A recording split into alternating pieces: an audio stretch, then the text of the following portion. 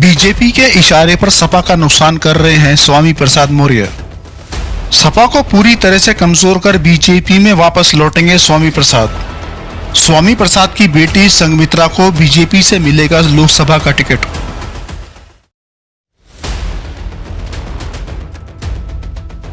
स्वामी प्रसाद मौर्य को बीजेपी ने समाजवादी पार्टी में भेजा था।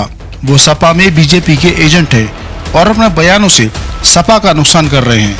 स्वामी प्रसाद मौर्य हिंदुत्व और सनातन धर्म को लेकर अमर्यादित बयान दे रहे हैं, तो सपा के प्रमुख महासचिव राम गोपाल यादव खुद को सनातनी बता रहे हैं। दावा कर रहे हैं कि जो सनातन के खिलाफ बोल रहा है वो मूर्ख है।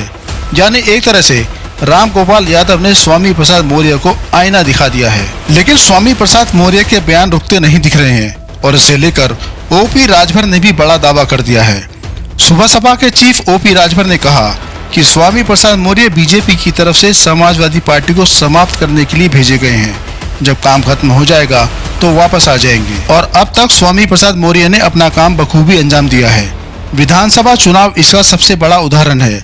स्वामी जिस जिले से चुनाव लड़े वहां की सभी सीटें बीजेपी को जितवा दी।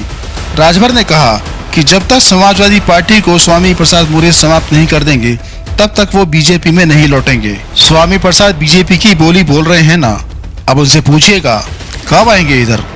राजभर के दावे से साफ है कि स्वामी प्रसाद मौर्य की बेटी संघमित्रा मौर्य बीजेपी नहीं छोड़ेगी। अगर वो बीजेपी छोड़ती हैं तो वो अपना ही नुकसान करेंगी।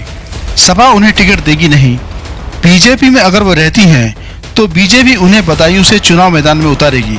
ये लगभग तय लग रहा है। और अगर ऐसा होता है तो स्वामी प्रसाद का रोल और भी साफ हो जाएगा कि वो अपनी बेटी का विरोध करेंगे या समर्थन करेंगे। इस दौरान राजभर ने सैफई परिवार पर भी निशाना साधा। राजभर ने कहा कि समाजवादी पार्टी के नेता मुलायम सिंह यादव ने खुद कहा था कि मैंने अपने बेटे अखिलेश यादव को मुख्यमंत्री बनाया, वो मेरा नहीं हुआ। चाचा को मंत्री पद से हटा दिया, वो चाचा का नहीं हुआ, वो किसी का नहीं होगा।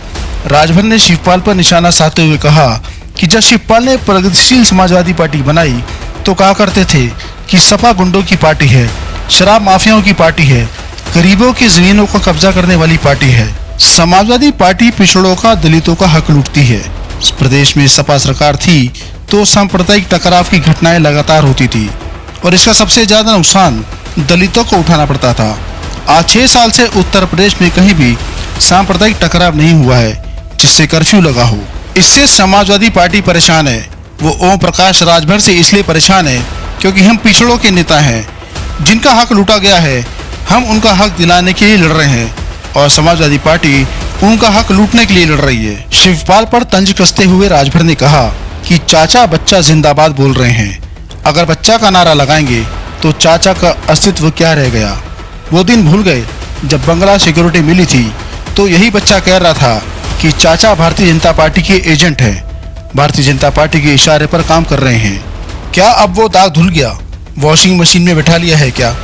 राजभर ने इसके साथ ये भी साफ कर दिया है कि यूपी में एनडीए गठबंधन सभी 80 सीटों पर चुनाव जीतेगा।